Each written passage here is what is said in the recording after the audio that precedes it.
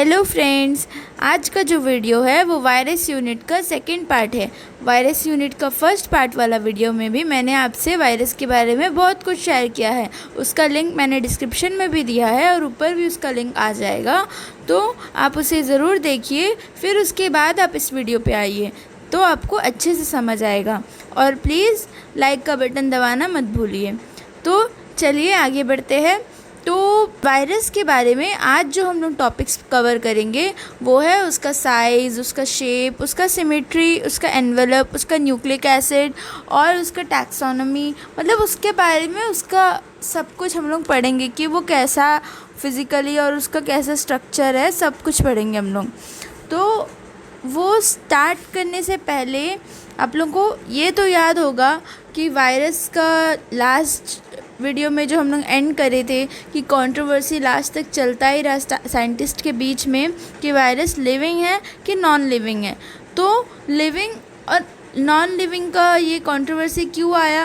क्योंकि वो जब तक कोई होस्ट के अंदर नहीं जाता तब तक वो नॉन लिविंग की तरह बिहेव करता, और जैसे ही वो किसी होस्ट के अंदर चले जाता तब वो लिविंग की तरह बिहेव कर लेता। तब उसका सारा मेटाबॉलिक एक्टिविटी शुरू हो जाता और वो रेप्लिकेट करना शुरू कर देता। वो अपना मेटाबॉलिक मशीनरी कैसा करता? होस्ट का एंजाइम, होस्ट का प्रोटीन, होस्ट का न्यूक्लिक एसिड, सब कुछ यूज़ करके, उसका खुद का नहीं रहता। एटीपी, न्यूक्लिक एसिड, प्रोटीन सब उसका खुद का नहीं रहता, वो होस्ट का यूज़ करके अपना मेटाबॉलिक एक्टिविटीज़ कैरी करता। तो जो वायरस जो वायरस एक्स्ट्रा सेलुलर रहता, मतलब अभी तक होस्ट के अंदर नहीं आया है, फ्री स्टेट में है, तो वो तो नॉन लिविंग की तरह बिहेव करेगा। तो ऐसा वायरस को वायरस नहीं बोलते, वायरियन बोलते, वायरियन, ठीक है। और जो वायरस होस्ट के अंदर आ जाता और रेप्लिकेट करता, होस्ट के अंदर आ जाता, उसको वायरस बोलते हैं नॉर्मली, ठीक है। और वायरस क्योंकि होस्ट का हेल्प से अपना रेप्लिकेशन करता, उसको यूज़ करता, उसी का सारा एटीपी, एंजाइम, प्रोटीन, तो वो एक तरह का ऑब्लिगेट इंट्रासेलुलर पैरासाइट्स भी है, ठीक है। वायरस का मल्टीप्लिकेशन और उसको रोकने के लिए एंटीवायरल ड्रग्स भी आता है आजकल, और वैक्सीन भी आता है, जो कि वैक्सीन तो थ्रू इंजेक्शन लगता है और एंटीवायरल ड्रग्स तो ओरल हम लोग लेते हैं। तो उसी तरह वैसा हम लोग वायरस को रोक सकते। तो वायरस के बारे में भी जानते हैं कि उसका साइज़ क्या होता है, उसका स्ट्रक्चर क्या होता है। तो फर्स्ट हम लोग साइज़ पढ़ेंगे। साइज़ में जाए तो वो इतना छोटा रहता ना कि उसको लाइट माइक्रोस्कोप में नहीं देख सकते।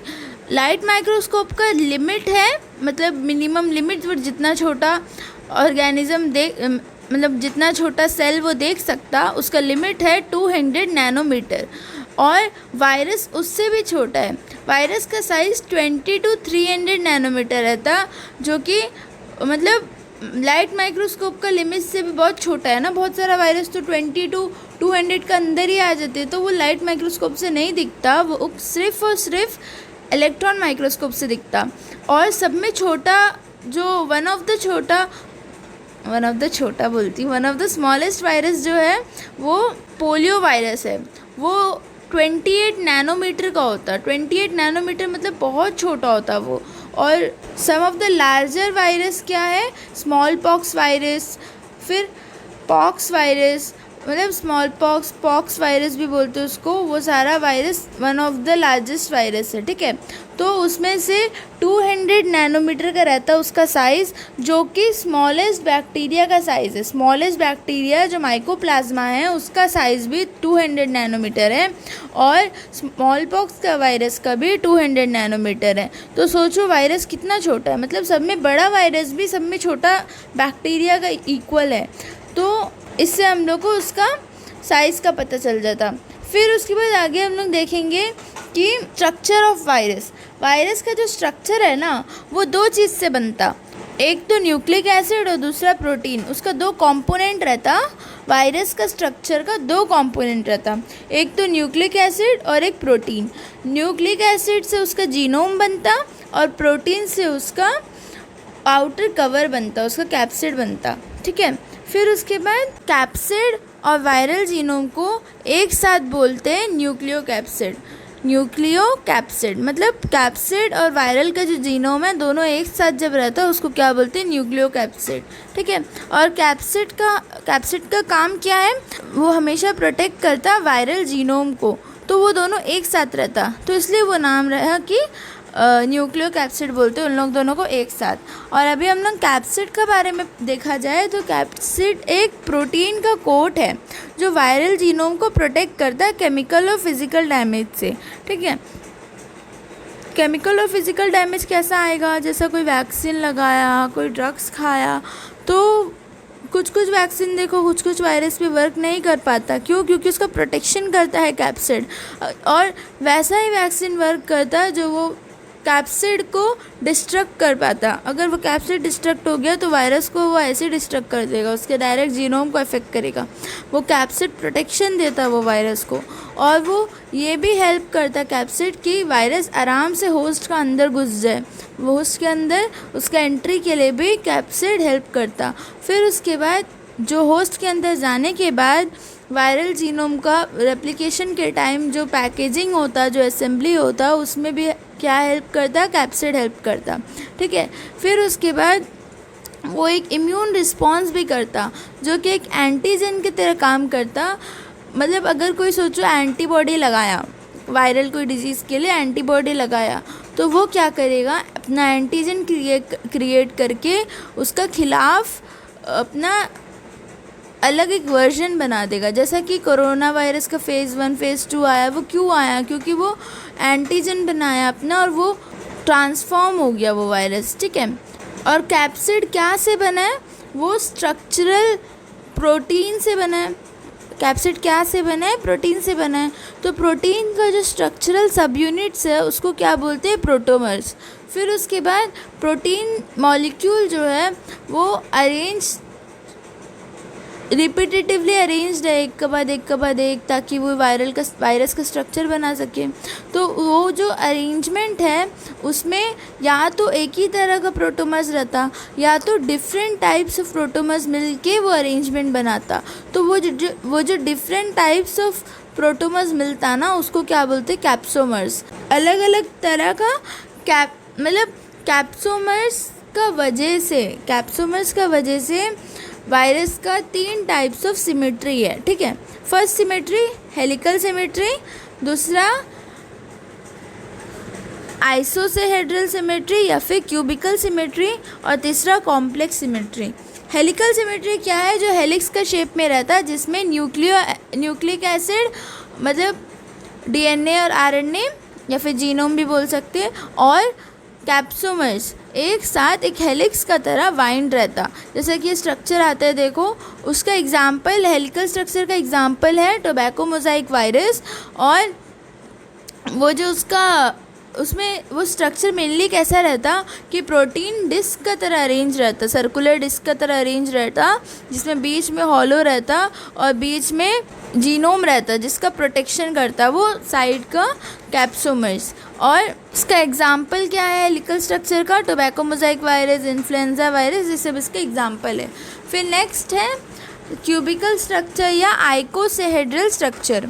तो क्यूबिकल स्ट्रक्चर देखा जाए तो वो एक पॉलीगॉन की तरह रहता है जिसका 20 फेस और 12 कॉर्नर्स रहता, और उसका जो ईच फेस है ना, उसका अलग अलग फेस एक ट्रायंगल का शेप में रहता। जैसे कि देखो अब स्ट्रक्चर सामने आएगा, फेस है पॉलीगॉन का, वो सब इक्विलेटरल ट्रायंगल का स्ट्रक्चर में रहता। ठीक है। और उसके बाद वो एक रेगुलर पॉलीहेड्रॉन की तरह ही रहता, लेकिन बस नॉर्मल पॉलीगन का क्या रहता, उसमें साइड्स रहता, इसका क्या ट्रायंगल साइड्स रहता। ठीक है। मतलब एक ईच फेस क्या रहता, हर फेस ट्रायंगुलर रहता। ठीक है।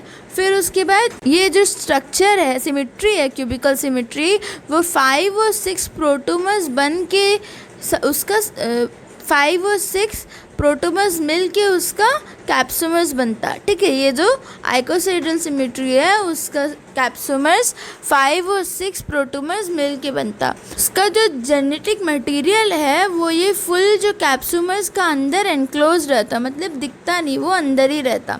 फिर उसके बाद इसका जो एग्जाम्पल है उसमें आता है एडिनो वायरस, फिर उसके बाद और भी बैक्टीरियल आरएनए वायरस, वो सब क्या है क्यूबिकल सिमेट्री का एग्जाम्पल है। फिर नेक्स्ट है कॉम्प्लेक्स सिमेट्री। कॉम्प्लेक्स सिमेट्री क्या है पता, उसमें क्यूबिकल सिमेट्री और हेलिकल सिमेट्री का मिक्सचर है वो, इसलिए उसको कॉम्प्लेक्स बोलते हैं। मतलब दोनों का कॉम्बिनेशन है, हेलिकल सिमेट्री और क्यूबिकल सिमेट्री का कॉम्बिनेशन है। कॉम्बिनेशन कैसा है कि उसका जो हेड है ना कॉम्प्लेक्स सिमेट्री का, देखो ये इमेज में देखो, कॉम्प्लेक्स सिमेट्री का जो हेड है वो हेड क्यूबिकल सिमेट्री है, और उसका जो बीच का जो टेल शीथ है वो हेलिकल सिमेट्री है।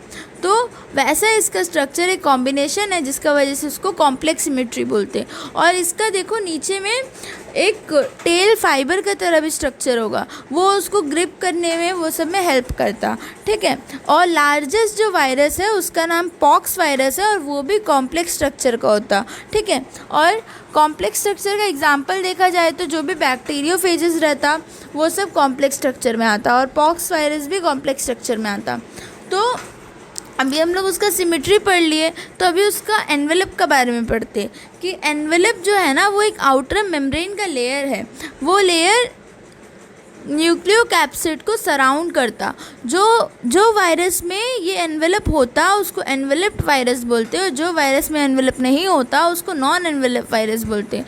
फिर उसके बाद ये एनवेलप क्या में हेल्प करता, वो वायरस का फ्लेक्सिबिलिटी बढ़ाता, जिसका वजह से वो अपने शेप भी चेंज कर सकता। और वो जो एनवेलप है ना, एनवेलप और न्यूक्लियोकैप्सिड के बीच में एक मैट्रिक्स प्रोटीन का लेयर रहता जो कि उसको होल्ड करके रखता, ठीक है। एनवेलप और न्यूक्लियोकैप्सिड को होल्ड करके रखता है, एक मैट्रिक्स का तरह लेयर रहता है दोनों का बीच में, ठीक है। फिर उसके बाद जो एनवेलप प्रोटीन है ना, एनवेलप में जो प्रोटीन रहता वो वायरल जीन से कोड होता, ठीक है। और ना कुछ एनवेलप में स्पाइक्स और पेप्लोमर्स भी रहता जो उसका बाइंडिंग में ग्रिप करने में हेल्प करता। स्पाइक्स उसी में तो हेल्प करता ना, जैसे हम लोग का फुटबॉलर्स का देखो शूज़ में भी स्पाइक्स रहता, तो वो सब क्या में हेल्प करता, ग्रिप करने में। तो उसी तरह वायरस, एनवेलप वायरस में स्पाइक्स और पेप्लोमर्स रहता जो उसका बाइंडिंग साइट में ग्रिप करने के लिए, अटैचमेंट के लिए हेल्प करता है उसको, ठीक है। फिर उसके बाद इसका जो एनवेलप है ना वो उसका वायरस का आइडेंटिफिकेशन में भी हेल्प करता। कैसा हेल्प करता, क्योंकि हर अलग अलग वायरस का एनवेलप डिफरेंट रहता, ठीक है। उसी तरह एनवेलप और एक चीज़ में हेल्प करता कि वो वायरस का इन्फेक्टिविटी को बढ़ाता, कि जो वायरस में एनवेलप है ना उसका इन्फेक्टिविटी ज़्यादा तो होता ही, क्योंकि वो आराम से ग्रिप कर सकता, फिर प्रोटेक्शन, एक्स्ट्रा प्रोटेक्शन मिलता, वो सब तो है। लेकिन जो वायरस एनवेलप पे डिपेंड रहता, उसका अगर एनवेलप हट जाता या फिर एनवेलप को कोई भी नुकसान होता तो वायरस पूरा का पूरा नुकसान हो जाता और वो वायरस वर्क ही नहीं कर पाता, ठीक है। तो ऐसा समझ लो कि वो वायरस फिर उसके बाद एनवेलप पे ही डिपेंड हो जाता।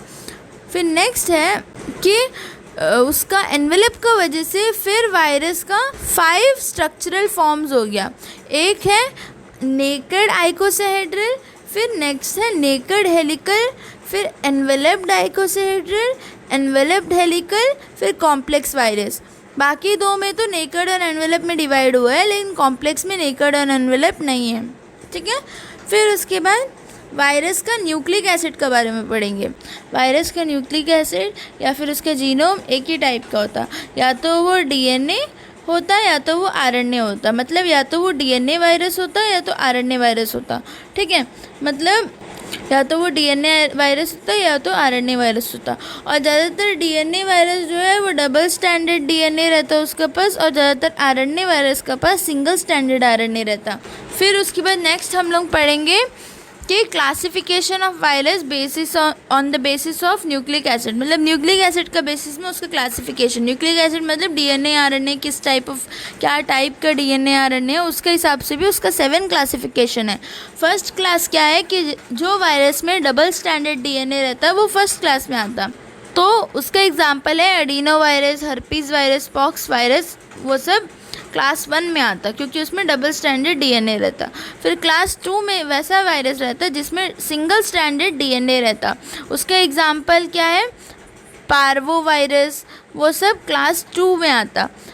जिसमें सिंगल स्ट्रैंडेड डीएनए रहता। फिर क्लास 3 में क्या है, ऐसा वायरस जिसमें डबल स्ट्रैंडेड आरएनए रहता, जैसा कि रियो वायरस, बिरना वायरस, ये सब क्लास 3 में आता। फिर उसके बाद नेक्स्ट है क्लास 4, जिसमें कि सिंगल स्ट्रैंडेड आरएनए रहता। सिंगल स्ट्रैंडेड वाला क्लास 4 में भी आता है, क्लास 5 में भी आता है। क्लास 4 वाला पॉजिटिव सेंस का होता है, क्लास 5 वाला नेगेटिव सेंस का होता है। अभी पॉजिटिव सेंस क्या है, नेगेटिव सेंस क्या है, वो हम समझाएंगे। पॉजिटिव सेंस मतलब जो क्लास 4 वाला है, जिसमें सिंगल स्ट्रैंडेड आरएनए रहता, पॉजिटिव सेंस वाला, उसमें क्या होता, वायरस का आरएनए का जो बेस सीक्वेंस है वो होस्ट का एमआरएनए से आइडेंटिकल रहता। तो वो जब होस्ट का अंदर जाता तो वो एमआरएनए का तरह एक्ट करता, तो वो ईजिली होस्ट का राइबोसोम का हेल्प से अपने आप को ट्रांसलेट कर पाता। समझ आया? उसका एग्जाम्पल क्या है, पिकोरना वायरस, टोगा वायरस, ये सब इसका एग्जाम्पल है।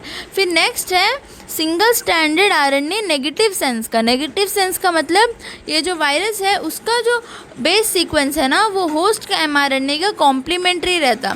फिर वो होस्ट के अंदर जाने के बाद अपना आप को ट्रांसक्रिप्शन करके वो अपना कॉम्प्लीमेंट्री बनाता, जो फिर एमआरएनए का तरह ही रहता, होस्ट का एमआरएनए का तरह। फिर वो उसके बाद अपना आप को ट्रांसक्राइब करता। मतलब इसमें डबल स्टेप है। इसमें सिंगल क्लास 4 वाला में सिंगल स्टेप में हो जाता था, उसको डायरेक्ट सिर्फ ट्रांसलेट करना था।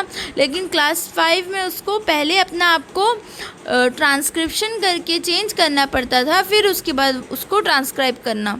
और नेक्स्ट है क्लास 6। क्लास 6 में क्या है, जिसमें सिंगल स्ट्रैंडेड आरएनए रहता, जो और उसका साथ साथ उसका पास एक एंजाइम भी रहता, रिवर्स ट्रांसक्रिप्टेज।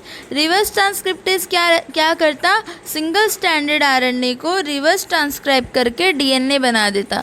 ठीक है, मतलब रिवर्स करता, ट्रांसक्रिप्शन का प्रोसेस को रिवर्स करता, रिवर्स करके उसको डीएनए बना देता, आरएनए से डायरेक्ट डीएनए बना देता, रिवर्स ट्रांसक्रिप्टेज एंजाइम।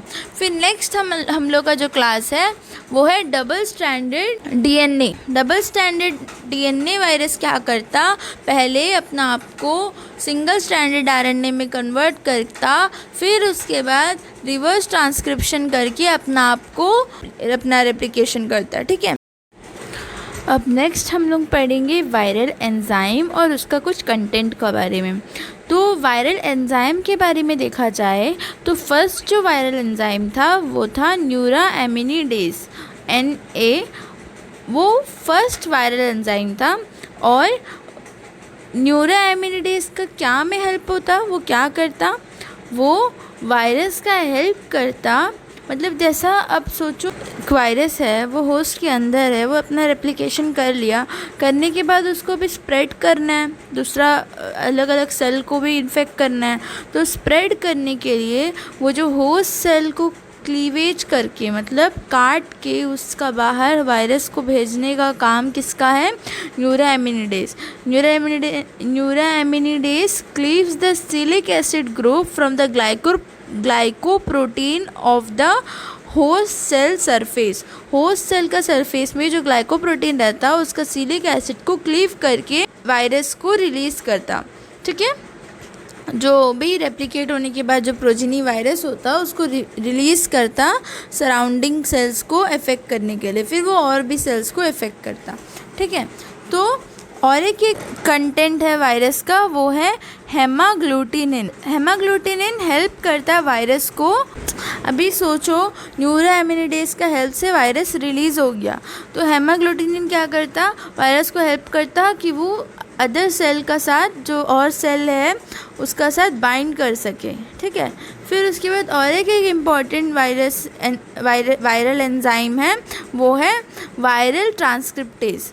वो उसका और एक नाम है DNA डिपेंडेंट RNA पॉलीमरेज, जो कि वायरस का ट्रांसक्रिप्शन में हेल्प करता mRNA का सिंथेसिस करने के लिए। वायरस का ट्रांसक्रिप्शन होके जो mRNA का सिंथेसिस बनता, जैसे डबल स्ट्रैंडेड DNA से mRNA बनता, उसमें क्या हेल्प करता, वायरल ट्रांसक्रिप्टेज। मतलब DNA से RNA में कन्वर्ट करने के लिए क्या हेल्प करता, वायरल ट्रांसक्रिप्टेज। फिर नेक्स्ट जो हम लोग का इम्पॉर्टेंट है वो है रिवर्स ट्रांसक्रिप्टेज।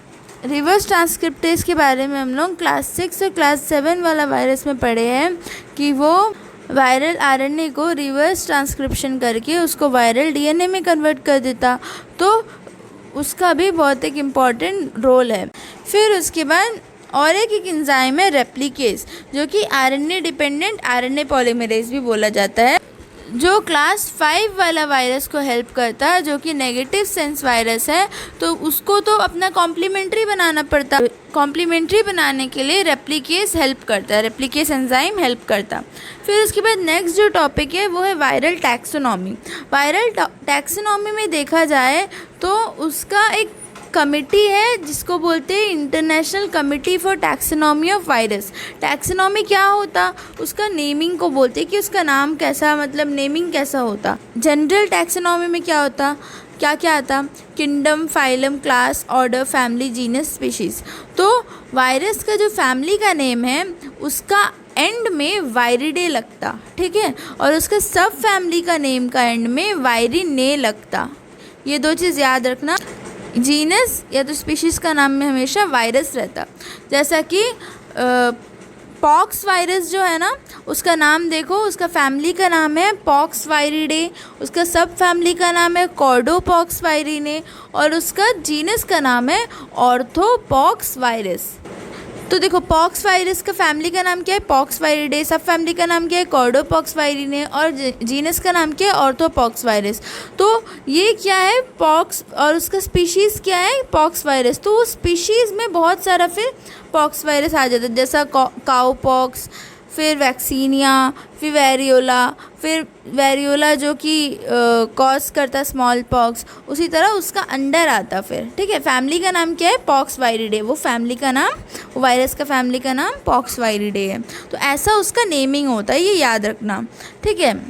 फिर नेक्स्ट जो हम लोग का टॉपिक है वो है डीएनए वायरस, फिर उसके बाद आरएनए वायरस, फिर और भी वायरस का तरह पार्टिकल्स जैसा वायरियॉड्स, फिर प्रायॉन्स, जो वो सब भी डिज़ीज़ कॉज करता है और बहुत हार्मफुल है वो दोनों भी। फिर उसके बाद आगे उसका इकोनॉमिक लॉसेस और उसका इकोनॉमिक इम्पोर्टेंस सबका बारे में हम लोग पढ़ेंगे, उसका बेनिफिट्स भी पढ़ेंगे, उसका लॉसेस भी पढ़ेंगे, वो नेक्स्ट वीडियो में बनाएंगे। आज के वीडियो के लिए इतना बस है, तो ज़्यादा कुछ ना बोलते हुए मैं इस वीडियो को यहीं पे ख़त्म करती हूँ।